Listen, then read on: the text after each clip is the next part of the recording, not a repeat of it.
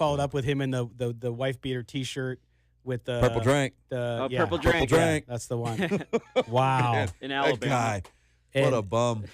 What a bum. But again, outta here. I think Las Vegas is going to be Raider crazy this winter, this fall. Anyway, we're going to step aside. When we come back, we're going to be joined by one of my favorite guys in the media, Vinny Bonsignore from the LA Daily News. He did a story today on the Raiders moving to Las Vegas.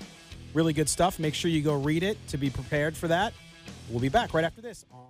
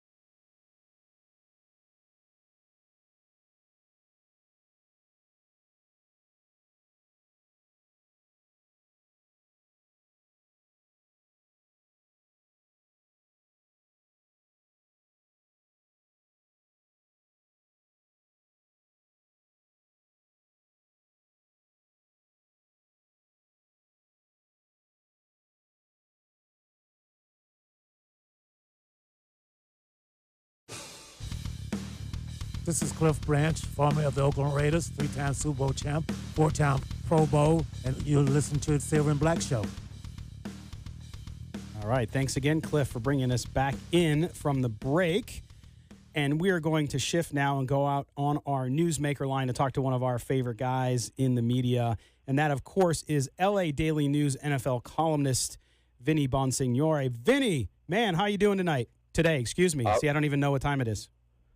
Well, you know, you're in Las Vegas, so it could be any time, right? That's right. Well, it's one of those days. But I'll tell you what. So you have a story out this morning about the Raiders' move to Las Vegas, and I know you just tweeted it out, and we tweeted it out earlier. And you can follow Vinny at Daily News Vinny, Vinny. And a great story. One of the things too, I just got to say off the top. Mark Davis has had a 702 area code on his cell phone for how long? Since the late 1990s, and a little bit of a funny backstory to that. Back in those days, if you remember, we had national roaming charges, and those got pretty costly. So a friend of Mark told him, hey, look, the 702 area code, Las Vegas area code, allows for national calls without incurring the roaming charges. So Mark, not too proud to jump on a deal, jumped on that deal, and he's kept that number ever since. And it's kind of a funny anecdote to all of this, because when he calls the various people he needs to call in Las Vegas, making this deal happen, the move to Las Vegas, they're automatically surprised, that thinking that he's already immersed himself so deeply into the community that he went ahead and got the 702 area code phone number. But in reality, he's had it for over 20 years. Wow. And I think some of the people mistake Mark's thriftiness, right? Because people talk about it all the time, and there's nothing wrong with that. I don't care how much money you have or how much money you don't have. If you're thrifty and you're saving money, always a good thing. And sometimes I think he gets a bad rap about that. Now, you got to sit down with him, and I know one of the issues that has always been discussed kind of quietly on the side, or even when we've dealt with team officials, is that delicate balance between we're moving to Las Vegas, but yet we're going to be playing in Oakland most likely for 2 years. There's nowhere else to go.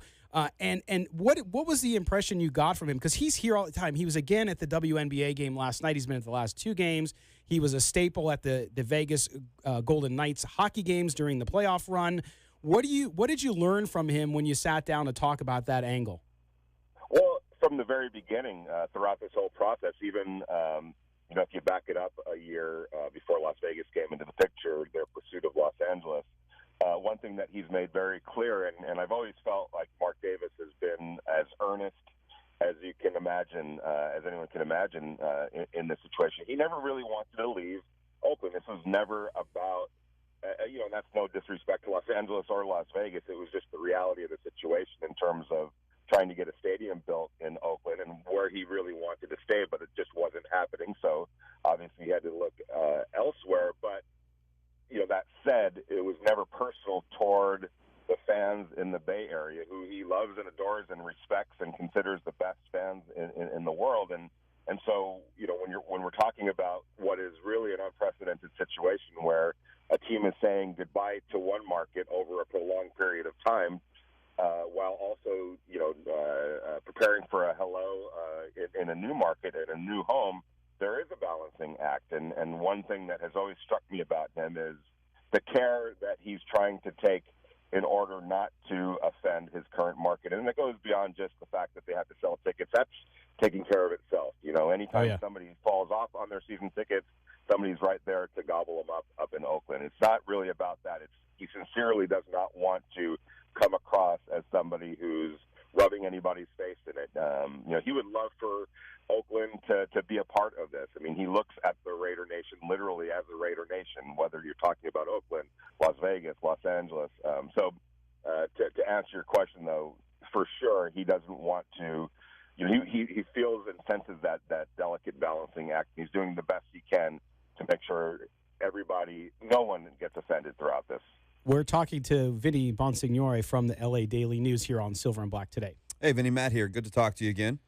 Good to talk to you, man. Man, one of the things that you mentioned in your article was his presence here in Vegas now, and how you can kind of find him everywhere. We were at the Aces game the other night, and he strolled in before the opening tip, and he's not one of these guys that comes in late and tries to get that fanfare and people noticing him, and then, will dip out early before the game's over. He got there early, sat courtside, watched the entire game, shook some hands before he left, and got up and walked out like any other fan, right up the stairs, through the concourse, like normal guy. His presence here has become just he's around. It's not like he's trying to steal the spotlight. He's just around all the time now, and you kind of highlighted that in that article. He's really becoming part of the fabric of Las Vegas already. Yeah, and expect that to continue. He's obviously been a big fan of the Warriors up in the Bay Area, attends their games, and will continue to do that, in Las Vegas with the Golden Knights and the Aces, who he told me, we look at those teams not as competitors, but as brothers and sisters in this, quest to build Las Vegas out as a professional sports market. So he's learning from them. I'm sure they're learning from him. He's rooting for them because, we're still talking about ticket sales, but the viability of all of these franchises doing well in Las Vegas bodes well for all three of the teams and the community. So he wants them to succeed, and he's there to help them, and vice versa. So that's pretty cool to see, and it really is cool to see him getting about town and being a member of the community, not somebody that looks down on anybody, not an owner, and you're a fan. He literally wants to be part of the community, as he says, a good neighbor, which he felt like that's been important for the Raiders wherever they've been, to be a good neighbor. No doubt, and I argue, if not one of the most accessible owners in all professional sports. Now, the other thing too that we always talk about on this show, Vinny, is this misconception that there's not excitement about the Raiders here, that they're going to play second fiddle to the NHL team. A lot of our brothers and sisters in the Bay Area like to write that and talk about that, and I understand why they're playing to an audience, so I get it. At the same time, Vinny, you looked into that and you kind of went around town, talked to different folks, including politicians and leaders in the resort community and people in real estate and fan clubs. What did you find in your time here about the excitement and kind of the build around the Raiders coming here? I think that there's tremendous excitement. Obviously it is a prolonged process because, unfortunately, there's not a viable temporary stadium in place in that community, so they have to stay in Oakland, in the Bay Area, and while the new stadium is being built. But you can feel their presence, and they've done a good job. The practice facility is going to be in Henderson. The Showcase Center is in Las Vegas. They're likely to have training camp in Reno, up north. So they want to spread their wings throughout the state and throughout the community. And I truly believe, in talking to folks, they're bracing for this arrival. And unfortunately, it has to be 2 years down the road. But there is an excitement, and I can say that no disrespect to the Golden Knights, but the NHL and the NFL are on two completely different levels. And Las Vegas will see that when on a game day, when the Raiders are at home, that opening weekend and that first season, and on and on and on into the future, you're going to see how big the NFL is, and I have no doubt that Las Vegas is going to welcome them with open arms. They already have. Oh yeah. With when you look at their, they sold out on their club seats pretty quickly, and 70% of those tickets sold were from Las Vegas residents.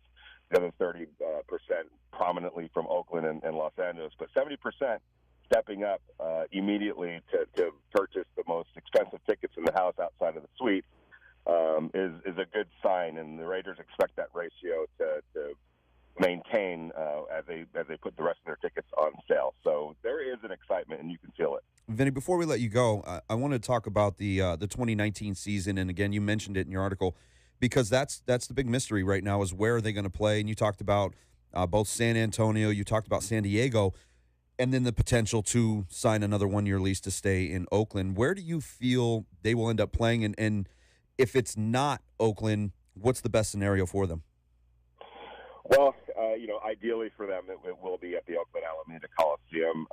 There's some things that are out of their control as far as that goes. I mean, you have to look at it from the Coliseum's standpoint, and what are they going to do to you hope that they're out in a position that they want to stick it to the Raiders, but you never know. So you have to account for that possibility. Short of that, there are other options in the Bay Area. Levi Stadium is an option. Cal is an option. Presumably Stanford might be an option.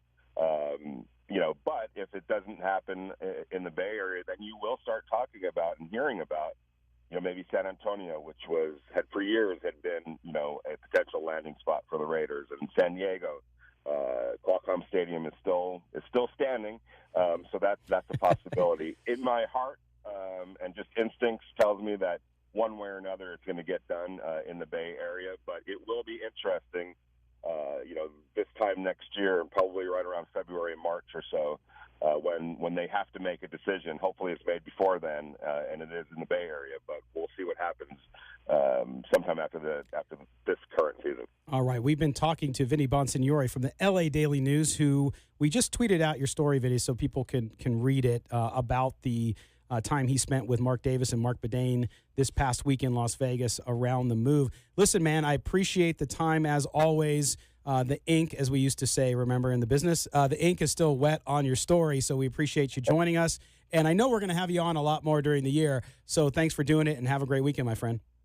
All right, you too. Looking forward to the coming season. All right. Vincent Bonsignore, LA Daily News, has been our guest here on the Silver and Black today on CBS Sports Radio 1140. We're going to step aside, pay some bills, and when we come back at the bottom of the hour, our second part of the interview with Peter Richmond on his book, Badasses, about the 1970s Raiders. This is Silver and Black today on CBS Sports Radio 1140 AM.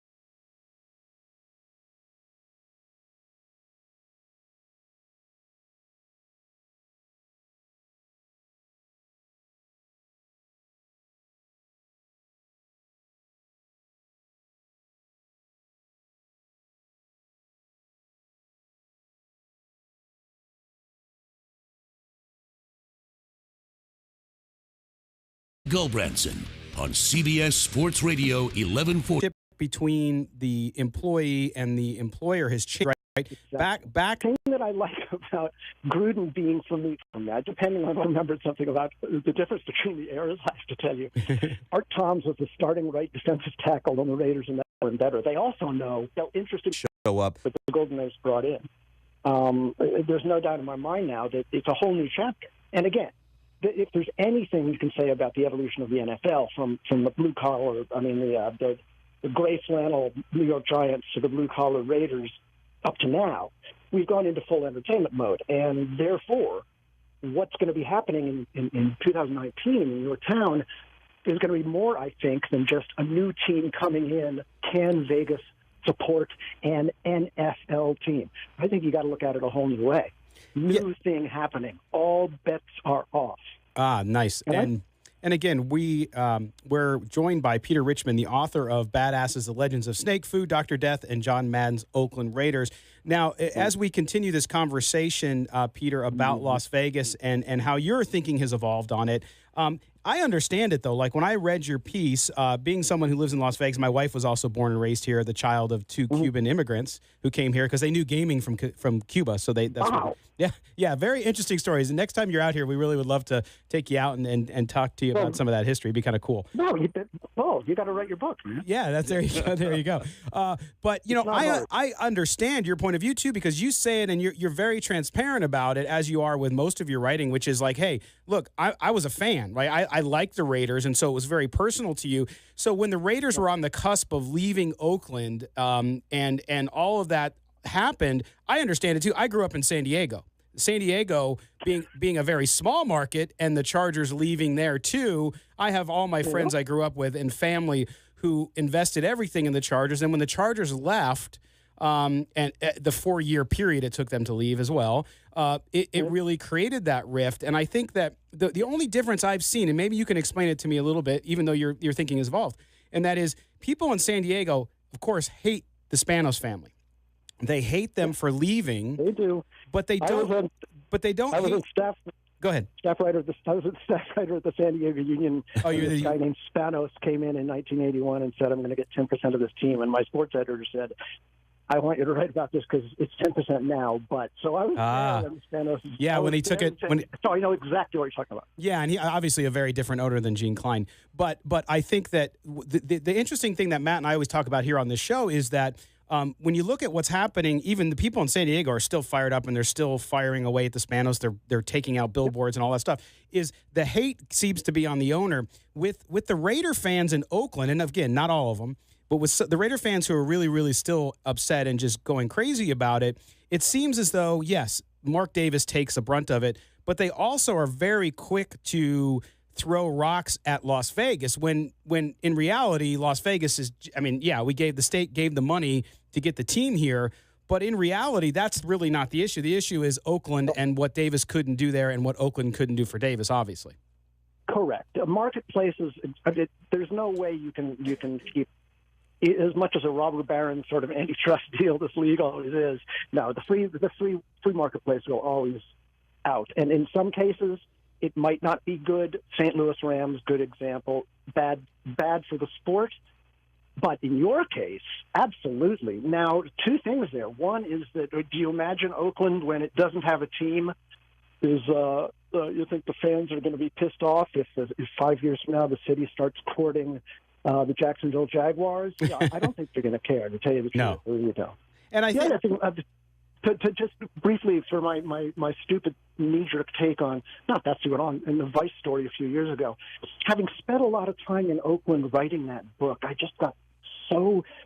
grew so fond of the city and its people that when I wrote the Vice piece, if I can remember, I probably can't, it was a couple years ago, I was thinking of all the cities in damned America that need things to happen. You've taken the football team away from the Oakland Raiders, and that was my thinking. Now, Sure. My wife told me the other day about Oakland. Oh, by the way, you know what the next city is that people can't afford to live in? No. Yes. Okay. Yeah. No, I was thinking much more in the romantic thing of, come on, Oakland.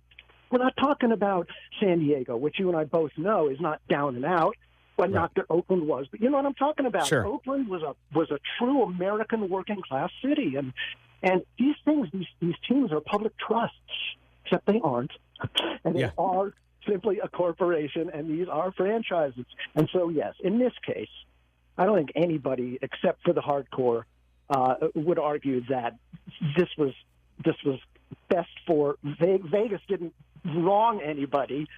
If it wasn't Vegas, it was going to be somewhere else. And these days, I'm thinking, I'm kind of glad it's Vegas. There we go. Well, and I think too. I think, Peter, just to sum it up, and we certainly appreciate all the time you've given us today. To sum it up, I think that in many ways, the spirit of Al Davis was kind of hovering over the move to Las Vegas because now gaming was legalized, sports gaming, obviously by the Supreme Court here just a while ago. But to me, it was like it was another rebellious move. It's like, we're going to go to Vegas. We're going to go where the NFL and all these teams were like, oh, how could you go to Vegas where it's all hookers and gambling and all this stuff? At least that's the perspective, right?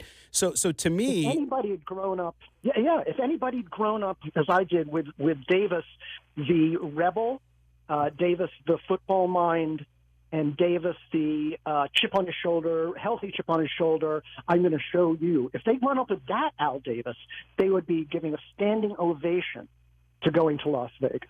Yeah. There's no question about it. This is Al Davis to the core. Now, the NFL, it'd be interesting to see, is it a fit for the state-old NFL corporation and Roger Goodell, whatever he does? Does he use the commission? Right? So, and I think I'm excited. Now I'm excited. Partly because of Golden Knights, partly because my brother and I just decided last night that, he lives in New York City, I live north of New York City, but we're already going to fly out for games just because we grew up for the AFL. I was wondering this: have they come up with ideas for getting the best entertainer in town that week to do the halftime performance? Well, so I'll tell you one thing that Matt and I, because we talk to people all over the country, obviously, about the Raiders coming here, and that is they are really behind the scenes, as the folks inside the organization that we talk to have told us, they are really planning to make the Raiders' presence here at the stadium, at their practice facility and headquarters, which they're building just outside Las Vegas.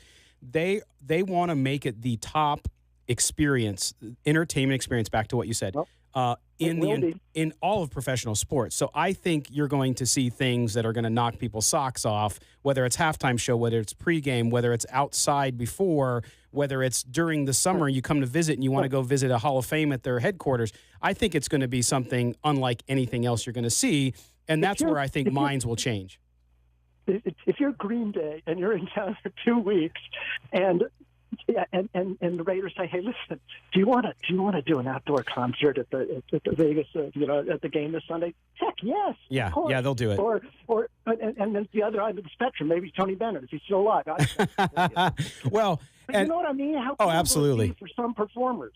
And how cool would it be for some performers to say, "Oh, and I'm also not only doing those 2 weeks at the hotel, I'm going to be doing the Raider Charger game." Yeah, no, not Chargers. Let's do Raiders 49. 49. There you go.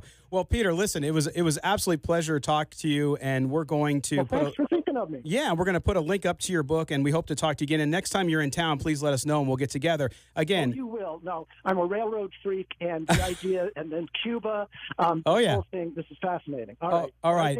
If you need help on the autobiography, ask Frank Gifford. I killed him. Okay. All right. That was Peter Richmond, author of Badasses, A Legend of Snake, Food, Dr. Death, and John Madden's Oakland Raiders. We're going to step aside here for another break, and when we come back, we'll continue the discussion here on Silver and Black today on CBS Sports Radio, 1140 a.m.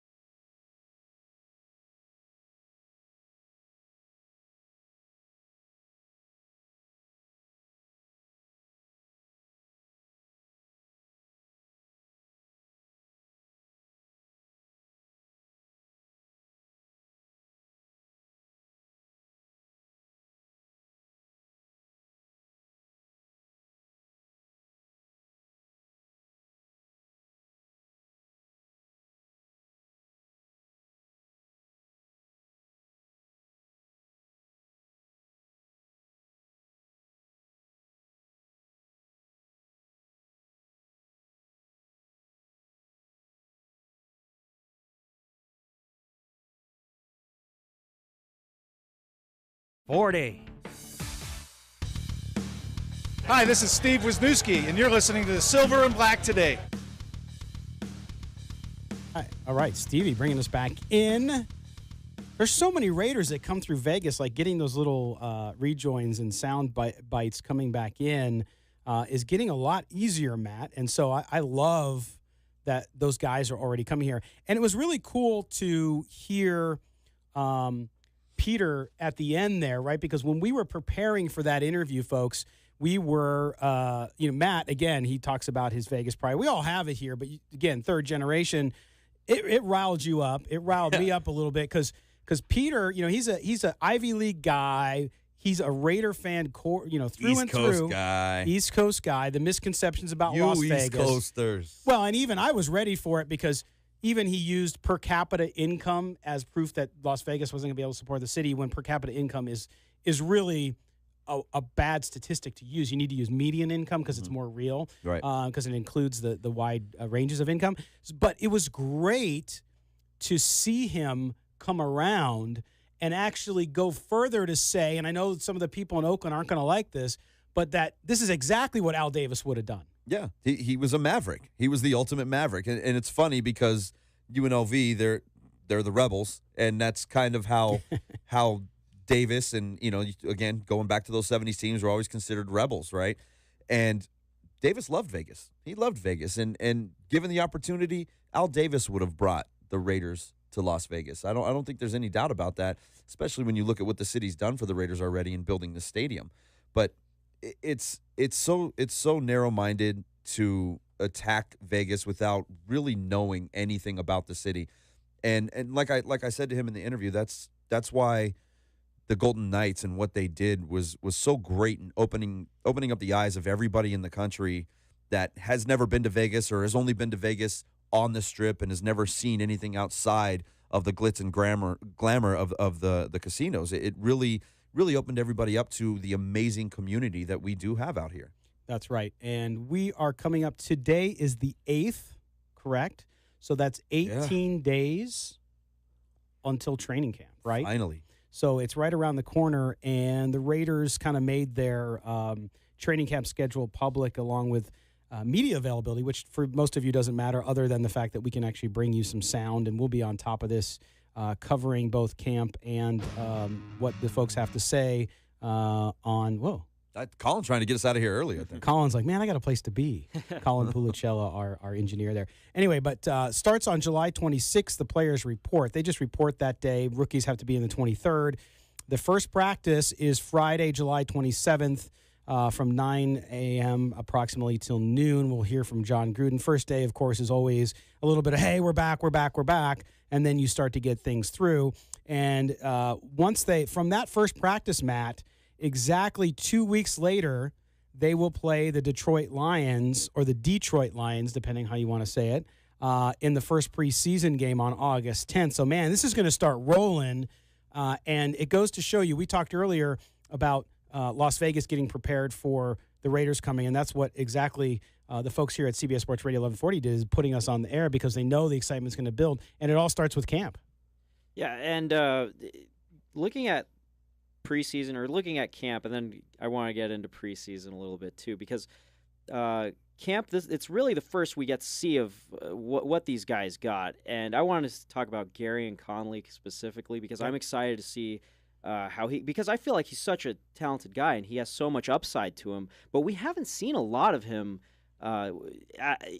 in general in his career. No, and he's like a rookie again. Yeah, and that's the big mystery behind him. Is he going to stay healthy? Is he going to be on the field? Well, speaking of this, David, too, over on silverandblacktoday.com, if you haven't visited our website, go do it. We have great content all the time. Chris Reed, our senior NFL analyst, kind of polled all of us on who we thought would or who we're watching in camp. And Chris said Martavis Bryant and Reggie Nelson on the defense. Now, if we get into the guys here in the room, my pick was Doug Martin. I know I'm riding that horse until it's gone. Yeah, you are. I just think that he's got something to prove there. And Nicholas Morrow, another name that might not be top of everyone's list, but is he going to, with the help of a Derek Johnson, Tahir Whitehead, is he going to do that? Now, Matt, you had anyone at right tackle. You're interested to see what happens there. The position is what I want to watch because Correct. is it going to be a vet that steps up? Is it going to be one of these two rookies? Are they going to slide Miller over?